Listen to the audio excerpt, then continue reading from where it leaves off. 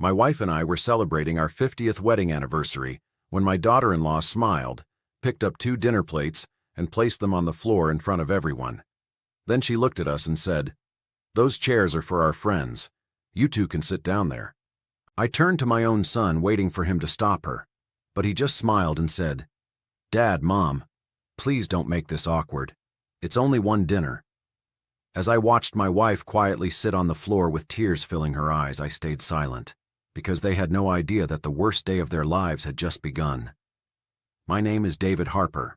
I'm 65 years old, and if there's one thing I've always believed, it's that a man's greatest success isn't measured by the size of his paycheck.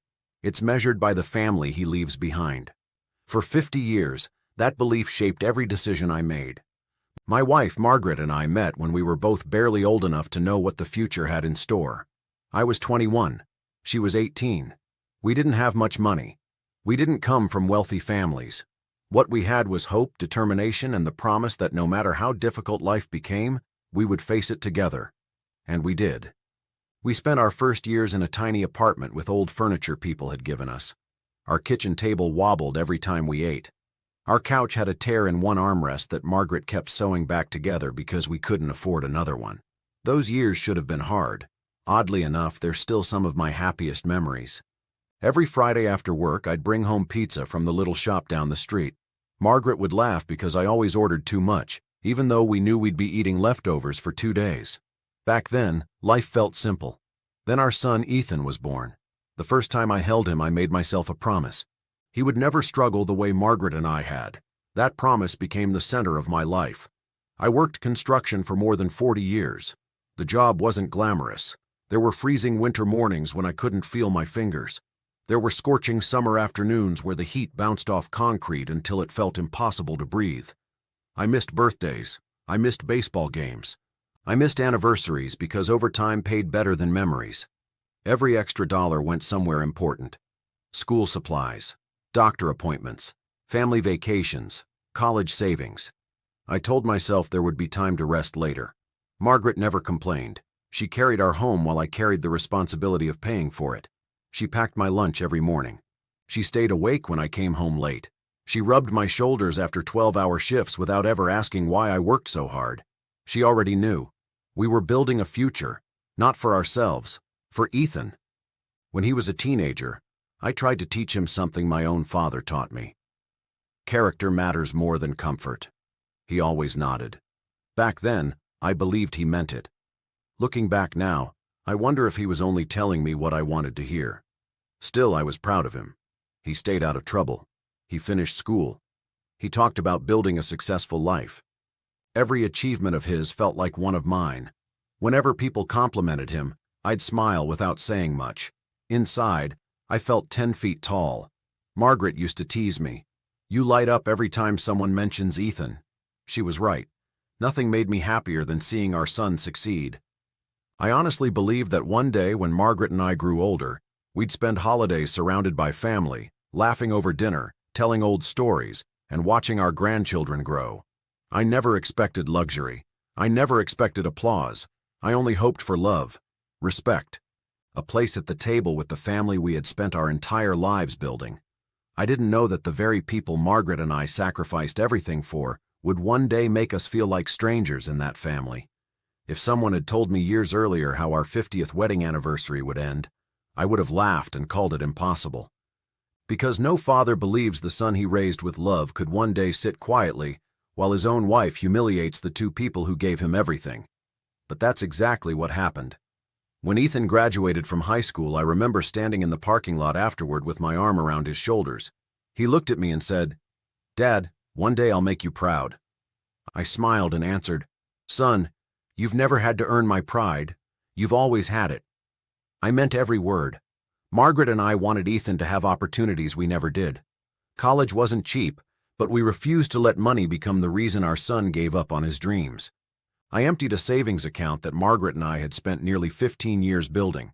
It wasn't a fortune, but it covered tuition, books, and a place for him to live during his first year. When he called saying he couldn't afford another semester, I worked Saturdays. When he needed a newer car because the old one kept breaking down, I delayed replacing my own truck. Mine had over 200,000 miles on it, the air conditioner barely worked, and the driver's seat had a spring that poked my back every morning. I drove it anyway. Ethan needed reliable transportation more than I needed comfort. Margaret noticed every sacrifice. One evening, she placed a cup of coffee beside me after I came home from work. "You know," she said softly, "one day we should start doing things for ourselves, too." I looked at her and smiled.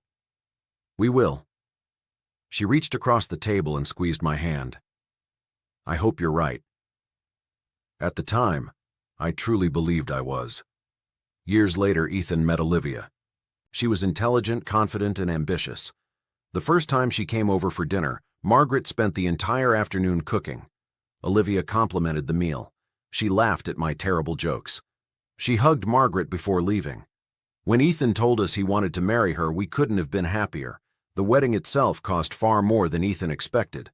Without telling anyone, I wrote a check to cover the remaining balance. I still remember Ethan looking at me after I handed it to him. "Dad, I don't know what to say." "You don't have to say anything," I replied. "Just build a good life together." After they got married, they rented a small apartment. For a while, everything seemed fine. Then Ethan called one evening. "Dad, can we talk?" I knew from the sound of his voice that something was wrong. He and Olivia had found the perfect house. It had 3 bedrooms, a fenced backyard, and was close to both their jobs. There was only one problem. They didn't have enough money for the down payment. He sounded embarrassed asking for help. I didn't even let him finish. "How much do you need?" He hesitated before giving me the number. It was almost everything Margaret and I had saved for retirement outside our pensions. That night I sat with Margaret at the kitchen table for nearly 2 hours. "We've worked our whole lives for this money," she whispered. "I know. And once we give it away, I know." She looked at me for a long moment. Then she smiled the same smile she'd given me for 50 years. "If this helps Ethan build a stable future, then let's do it." The following week, I transferred the money. Neither Ethan nor Olivia ever knew how difficult that decision had been for us. The day they got the keys to their new home, they cried with happiness. Margaret cried too. She hugged me and whispered, "Look what we helped build." I honestly thought we were building something that would keep our family closer together. Instead, we were laying the foundation for the biggest heartbreak of our lives. A few months after moving into the house, Ethan called again. Business had slowed down. Unexpected repairs had come up. Money was tight. He promised it was temporary. "I just need a little help until things get better." So I started paying their monthly mortgage. At first, it was only supposed to be for 3 months. 3 months became 6. 6 became a year. Eventually, it became normal. If the property tax bill arrived, I quietly paid it. If homeowners' insurance increased, I covered the difference. When winter utility bills became expensive, I sent money before Ethan even had to ask. Sometimes he would call sounding ashamed. "Dad, I'm sorry." I always gave him the same answer. Take care of your family first. Even their credit cards occasionally became too much for them. Late one evening, Ethan admitted they were falling behind. Without mentioning it to anyone, I paid enough to keep them from damaging their credit. Margaret knew exactly what I was doing. One night, she found me sitting at the dining room table with a stack of bills. She slowly sat across from me. "David," I looked up. "Does Ethan even realize how much you're carrying?" I didn't answer immediately. Finally, I shrugged. "Maybe one day." She frowned. "I'm afraid that if people receive help long enough, they stop seeing it as help. They begin believing it's something they're entitled to." I wanted to disagree. Instead, I quietly folded another payment confirmation and placed it inside the folder. Deep inside, I already knew she might be right. I just wasn't ready to admit it. Because fathers don't stop believing in their children easily. Sometimes we keep believing, long after the evidence tells us we shouldn't. For the first year after Ethan and Olivia got married, I honestly believed everything was going well. Whenever Margaret and I visited, Olivia greeted us with a smile. She asked about our week. She thanked us for stopping by. Nothing felt unusual. Looking back now, I realized the changes didn't happen overnight. They happened so slowly that I kept making excuses for them. The first time something bothered me was during a Sunday lunch. Margaret had baked Olivia's favorite apple pie from scratch. She had spent nearly 3 hours making it. When we arrived, Olivia barely looked at it. She simply placed it on the kitchen counter and said, "Maybe we'll eat it later." Instead, she served a dessert she had bought from a bakery that morning. Margaret smiled anyway.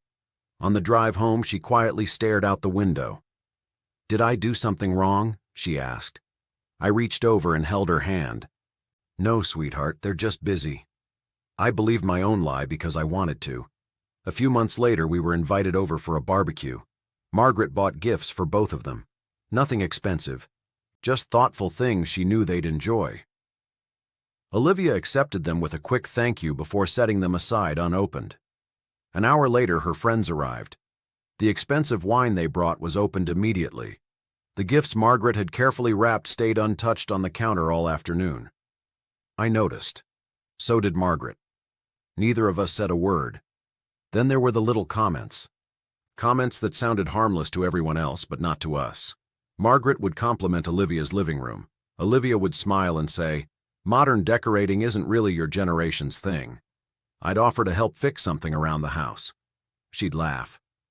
"It's easier to hire professionals than explain things."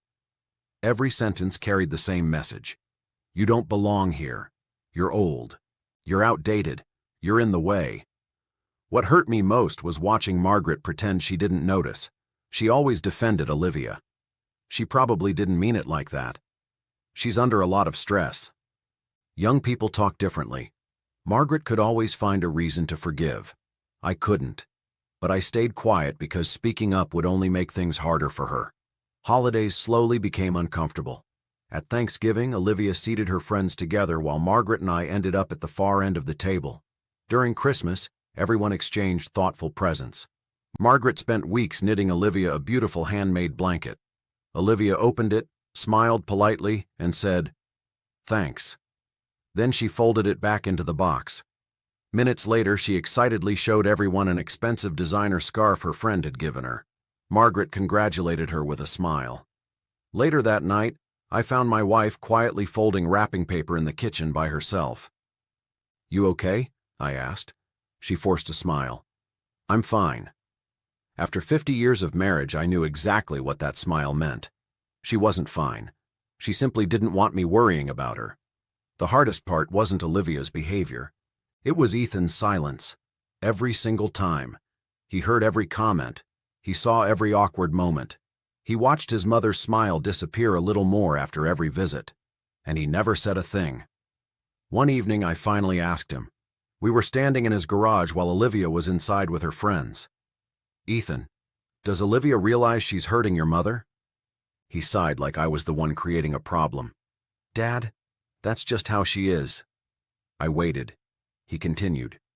"You know she doesn't always think before she speaks." I nodded slowly. "But you do." He looked away. "I really don't want to get caught in the middle." Those words stayed with me long after I drove home. Caught in the middle. As though respecting his parents and supporting his wife were somehow equal choices. As though basic kindness required taking sides. That night, Margaret noticed how quiet I was. "What happened?" I told her about my conversation with Ethan. She listened without interrupting. Finally, she said something I'll never forget. "I don't need Olivia to love me." She paused before continuing. "But I wish our son cared enough to protect me when someone treats me like I don't matter." I couldn't answer, because she was right. From that day on, I started paying attention instead of making excuses. Every visit followed the same pattern. Olivia found a new way to remind us we weren't important. Ethan found a new reason to stay silent. And every time we drove home, Margaret became a little quieter than she had been before. I kept telling myself things would get better, that maybe the next holiday would be different, maybe the next family dinner would feel like family again. I had no idea our 50th wedding anniversary would prove just how wrong I was. The morning of our 50th wedding anniversary began quietly. Margaret was already awake when I walked into the kitchen. She was standing by the window with a cup of coffee in her hands, watching the sun rise over our backyard. When she turned around and smiled, I saw the same woman I'd fallen in love with 5 decades earlier. "Happy anniversary," she whispered. "Happy anniversary, sweetheart." I kissed her forehead, And for a moment, nothing else mattered. Not money, not work, not disappointment. Just us. Later that afternoon, she disappeared into our bedroom to get ready. When she walked out wearing a navy blue dress she had carefully chosen for the occasion, I couldn't stop smiling. "You look beautiful," I said. She laughed softly. "After 50 years, you're supposed to say that." "No," I replied. "After 50 years, I don't have to. I mean it." A faint blush crossed her face. She reached for my hand, and together we drove to Ethan and Olivia's house. Ethan had insisted on hosting the celebration. "It's your big day," he'd told us over the phone. "Let us take care of everything." Margaret had been excited for days. She kept saying maybe Ethan wanted to surprise us. Maybe he wanted to thank us. Maybe this dinner was his way of showing us how much he appreciated everything we'd done. I wanted to believe that too. When we arrived, the driveway was full of cars. The house looked beautiful. Soft lights hung across the backyard. Music drifted through the open windows. Friends, neighbors, and a few relatives were already there, laughing and talking. As soon as we stepped inside, Ethan hugged us. "Happy anniversary," he said with a smile. For a brief moment, I felt hopeful. Olivia greeted us politely, accepted the flowers Margaret had brought, thanked us, and hurried back toward the kitchen. Everything seemed normal. Margaret leaned toward me and whispered, "See, I told you today would be different." I squeezed her hand. "I hope you're right." For the next hour, we talked with guests. Several people congratulated us on 50 years of marriage. One couple asked us what the secret was. Margaret smiled and answered before I could. "Choose each other every day." Everyone laughed. I looked at her with pride. That answer summed up our entire life together. Eventually, Olivia announced that dinner was ready. Everyone made their way toward the dining room. A long table had been beautifully prepared. Fine dishes, fresh flowers, candles. Every chair quickly filled as people found their places. Margaret and I remained standing, waiting for someone to point us toward our seats. Instead, Olivia walked past the table carrying 2 dinner plates. She set them gently on the hardwood floor beside the wall. Then she looked directly at us. "Oh," she said with a pleasant smile. "You two can sit here." For a second, I thought she was joking. No one moved, no one laughed. The room became so quiet I could hear the soft music still playing from the living room. Margaret glanced at the empty chairs around the table. Then she looked back at Olivia. I'm sorry?" Olivia's smile didn't change. "These seats are for our friends. We figured you'd probably be more comfortable down here anyway." I stared at her. Surely Ethan would say something. Surely he would pull out 2 chairs. Surely he would tell his wife she'd gone too far. I turned toward my son. He looked uncomfortable. For one hopeful second, I thought he was about to stand. Instead, he gave an awkward smile and quietly said, "Dad, Mom, please don't make this awkward. It's only one dinner." Only one dinner. Those 4 words echoed in my head. I looked at Margaret. The excitement she'd carried all day disappeared from her face. She tried to smile. She truly tried. But I saw her eyes fill with tears. Without saying a single word, she slowly bent down, picked up one of the plates, and sat on the floor. That broke something inside me. Not because we were sitting on the floor. Because the woman who had stood beside me through 50 years of sacrifice had just been made to feel small in front of a room full of strangers. And our own son had allowed it. I sat beside her. Neither of us touched our food. Conversation slowly returned around the table. People looked away, pretending nothing unusual had happened. A few guests seemed embarrassed. Others simply continued eating. Margaret kept her eyes on her plate. I knew she was trying not to cry, so I quietly reached over and held her hand beneath the edge of the table where no one else could see. She squeezed my fingers once. That was all. No speech, no scene, no argument. We stayed until dinner ended. We thanked everyone for inviting us. We wished people a good evening. Then we walked to our car. The drive home was almost completely silent. About halfway home, Margaret looked out the passenger window and said softly, "David, did we do something wrong?" I felt my throat tighten. "No." She nodded once. "I didn't think so." That was the only conversation we had. When we arrived home, she quietly changed out of her dress, folded it carefully, and placed it back in the closet. I stood in the hallway watching her. The dress she had been so excited to wear that morning suddenly looked like a reminder of everything we had lost. Not money, not comfort, respect. That night, neither of us slept very much, and sometime before sunrise, lying awake beside the woman I loved, I made a decision that would change all of our lives. Not out of anger, not out of revenge, but because I finally understood that continuing to carry people who refused to value us was destroying the very person I had promised to protect 50 years earlier. My wife. I didn't sleep that night. Every time I closed my eyes, I saw Margaret sitting on that hardwood floor with a dinner plate balanced on her knees while everyone else laughed around the table. It wasn't the floor that haunted me. It was the look in her eyes.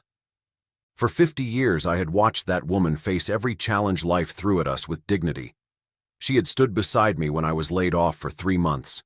She had cared for my mother during her final illness without complaining once. She had stretched every paycheck until somehow there was always enough food on our table.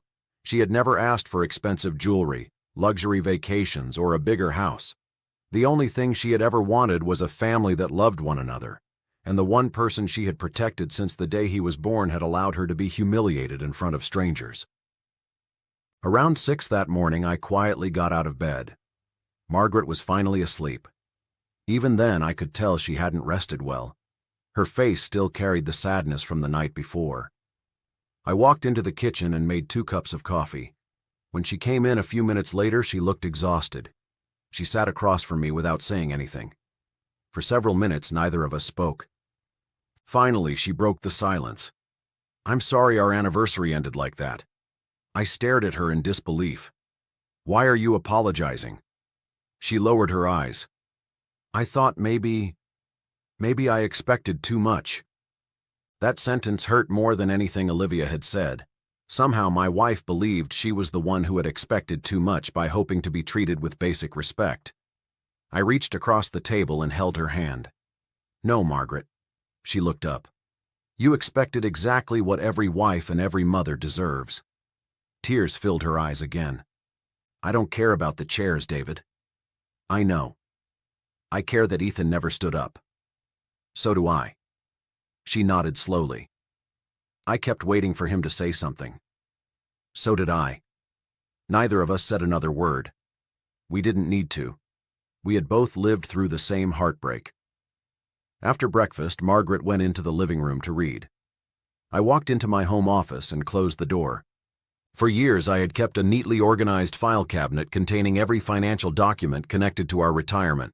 One drawer held something else, every record connected to Ethan's finances, mortgage statements, property tax receipts, insurance payments, copies of bank transfers, utility assistance, emergency payments I'd made over the years. I slowly spread everything across my desk. For the first time, I added the numbers together. I sat there in complete silence. The total shocked even me. Over the years, Margaret and I had quietly spent hundreds of thousands of dollars helping Ethan and Olivia build the life they believed they had created on their own. Not once had I asked to be repaid. Not once had I asked to be praised. I only expected one thing, that my wife would never be made to feel worthless. The night before had shown me exactly how little our sacrifices meant to them. I leaned back in my chair and closed my eyes. For years, I had convinced myself that helping them was love. But somewhere along the way, my help had become an expectation. My generosity had become invisible. The harder I worked to make their lives easier, the less they appreciated what they had. I wasn't angry anymore. Anger fades. What I felt was something different. Clarity. For the first time in years, I understood that I wasn't protecting my son anymore. I was protecting him from responsibility. And in doing so, I had accidentally allowed him to believe that someone else would always rescue him. That had to end. Not because I wanted revenge, because it was the only healthy decision left. That afternoon, I called my financial advisor and asked if he had time to meet me the following morning. "I'd like to review every payment I'm making for someone else," I told him. He simply replied, "I'll clear my schedule." When I hung up the phone, I felt something I hadn't felt in a very long time. Peace. Not because the pain had disappeared, but because I had finally decided that the rest of Margaret's life would be spent with someone protecting her instead of asking her to endure one more humiliation. That someone was going to be me. The next morning, I walked into my financial advisor's office carrying a folder that had grown thicker every year. He had known me for nearly 20 years. As soon as he saw the folder, he smiled. Planning another investment? I sat down across from him and quietly shook my head. No. I placed the folder on his desk. I'm here because I've spent years financing someone else's life. His smile disappeared. He opened the folder and slowly began reviewing the paperwork. Mortgage payment records, property tax receipts, homeowners' insurance statements, copies of electronic transfers, utility payments, emergency deposits. He looked up at me. You've been covering all of this? For years. And they know? My son does. He sat silently for a moment.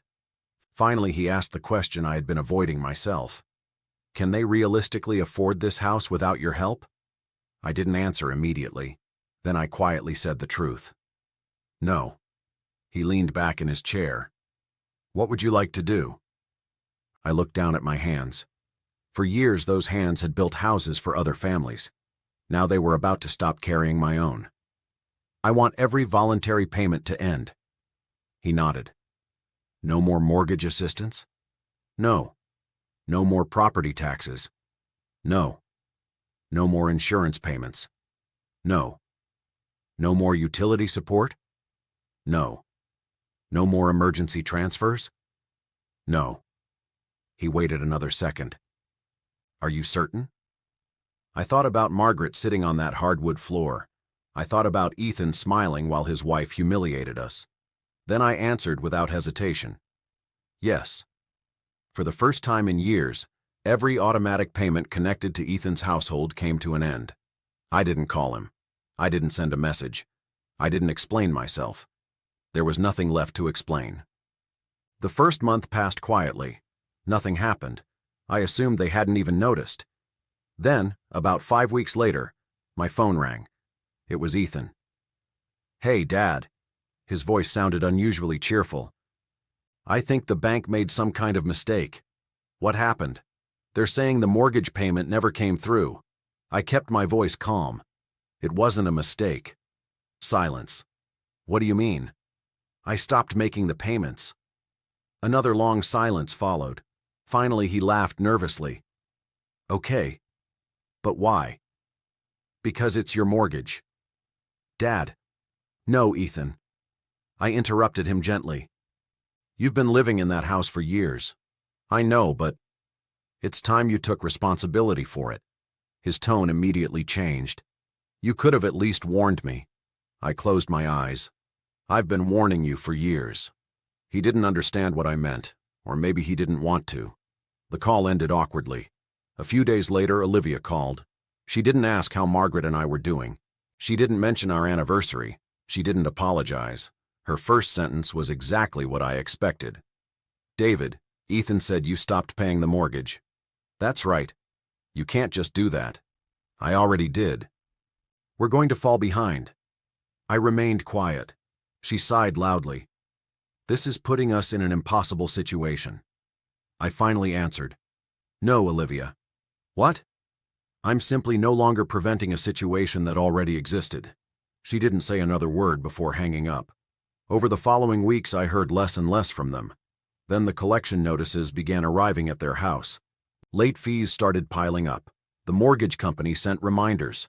Utility companies demanded payment. Insurance premiums became overdue. Property taxes remained unpaid. For the first time since buying that house, Ethan and Olivia were facing the real cost of the lifestyle they had been living. Margaret occasionally asked how they were doing. I never lied to her. They're struggling. She looked genuinely sad. I never wanted them to suffer. I know. I just wanted them to respect us. So did I. Several months passed. One afternoon, Ethan called again. This time he sounded exhausted. Dad, we're trying.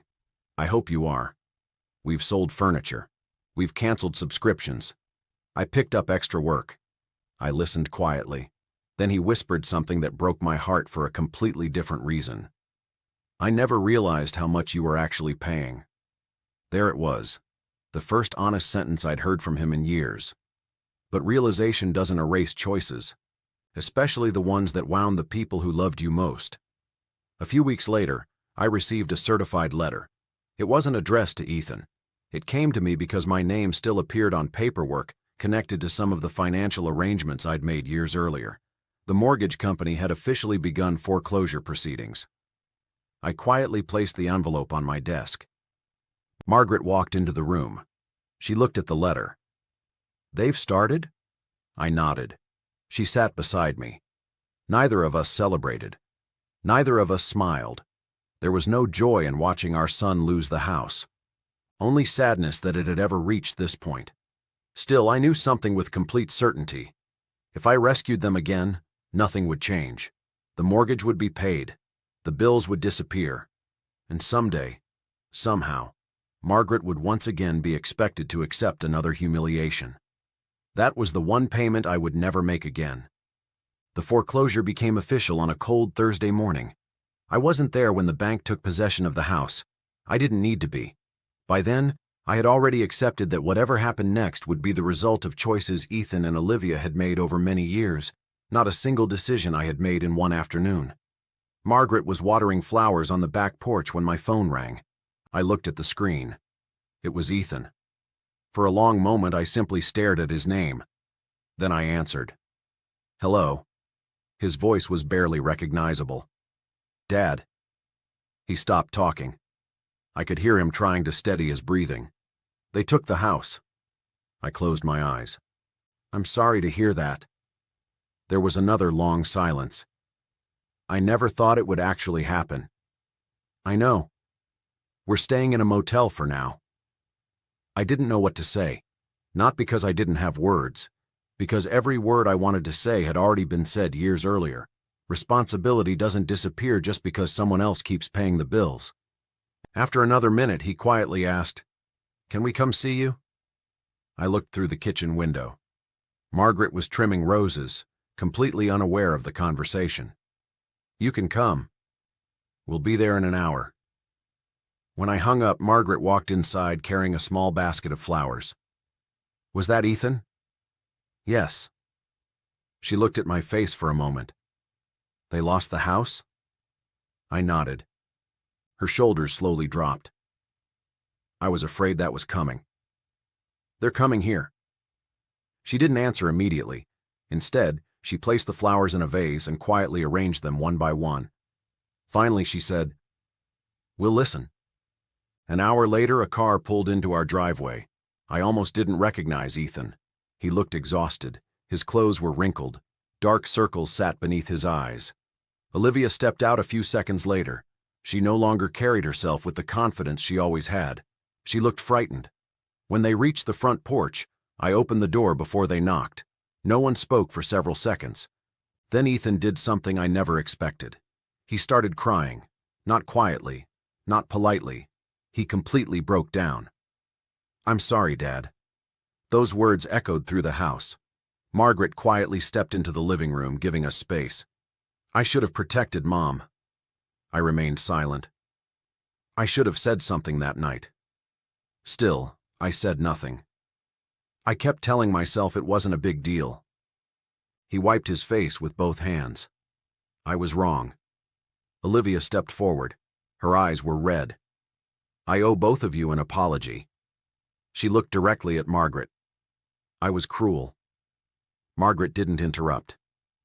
"I kept thinking your kindness would always be there." Olivia's voice cracked. "I never imagined you'd stop helping us." I finally spoke. "That's exactly the problem."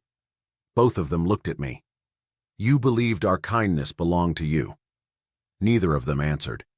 "You stopped seeing it as a gift." The room became completely silent. I continued. "Do you know what I remember most from our anniversary?"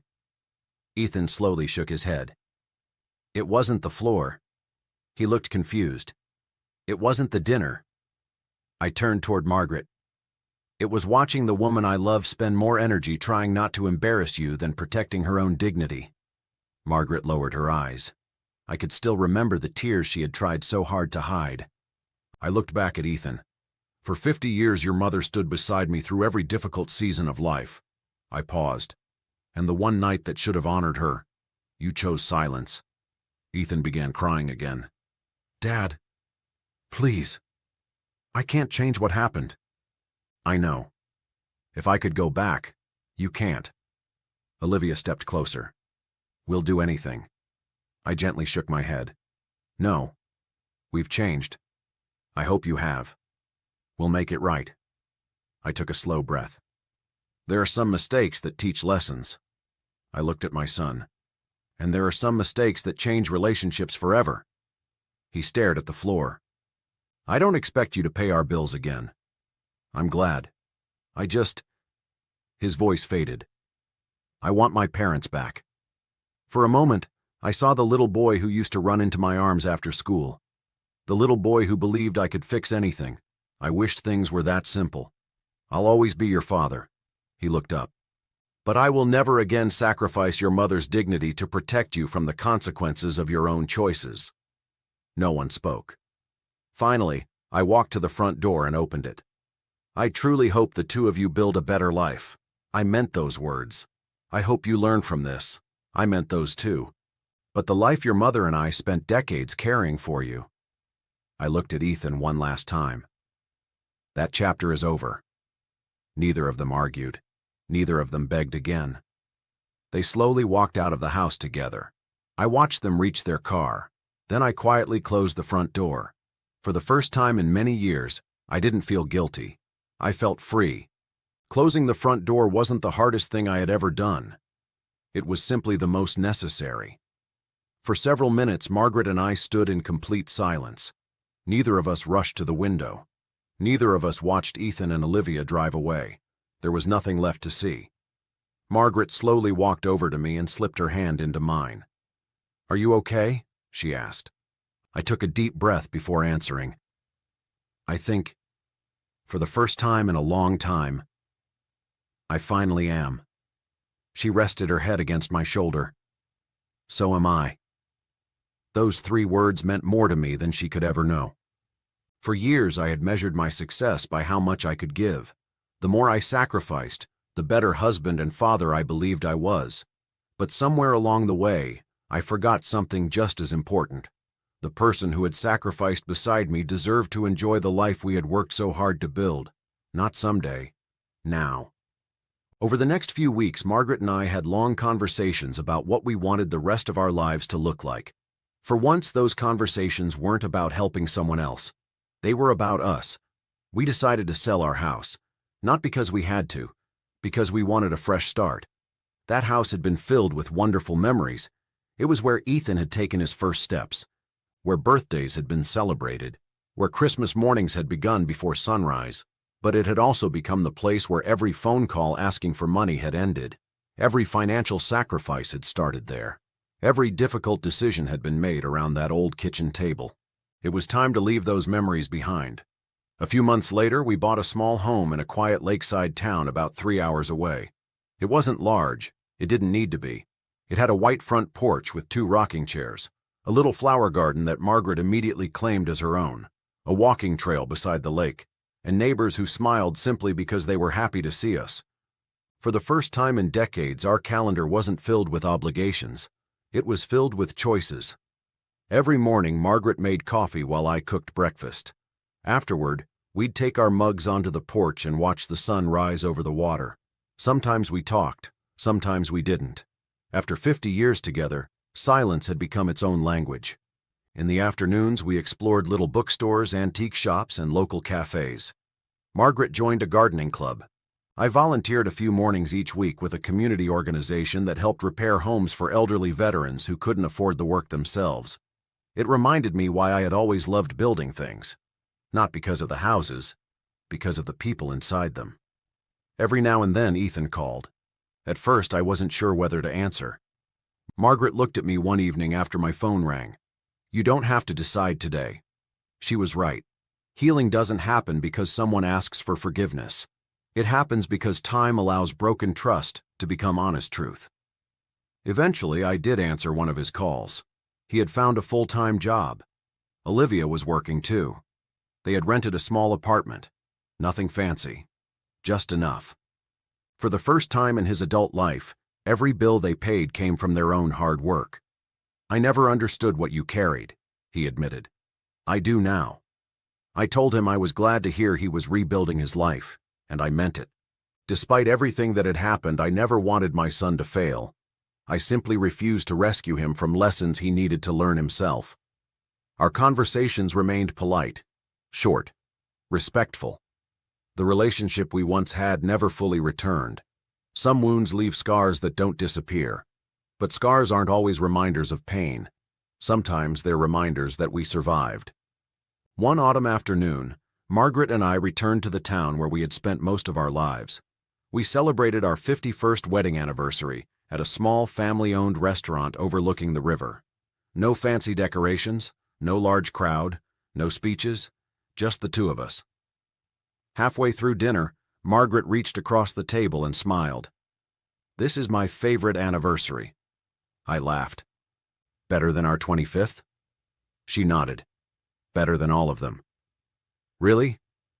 She looked into my eyes. "You know why?" I shook my head. "Because tonight, I'm sitting exactly where I belong." I looked around the restaurant, then back at her. "No," she smiled. "I'm sitting beside the man who finally chose me." I felt my eyes fill with tears. For years, I believed protecting my son was the greatest responsibility I had. I was wrong. The greatest promise I ever made was the one I made 51 years earlier when I stood in front of Margaret and vowed to honor and cherish her for the rest of my life. That promise had no expiration date. Looking back now, I don't believe I ruined my son's life. I stopped living it for him. There is a difference. Sometimes love means giving everything you have. Sometimes love means stepping back and allowing people to carry the weight of their own choices. And sometimes the greatest act of self-respect is quietly walking away from those who only value your kindness after it's gone. As Margaret and I left the restaurant that evening, I reached for her hand. Just like I had thousands of times before. Only this time there was no burden left to carry. Only the woman I loved. And the peaceful life we had finally chosen for ourselves. If there's one lesson I learned from everything you've just heard, it's this. Kindness should never come at the cost of your own dignity or the dignity of the person you love most. I didn't win because my son and daughter-in-law lost their house. I found peace because I finally stopped carrying responsibilities that were never mine to carry forever. Now I'd love to hear from you. What did you learn from my journey? Do you think I did the right thing? Or would you have made a different choice? Share your thoughts in the comments because I'd genuinely like to read them. And if you learned something valuable from my story, please subscribe and hit the bell icon to join us daily.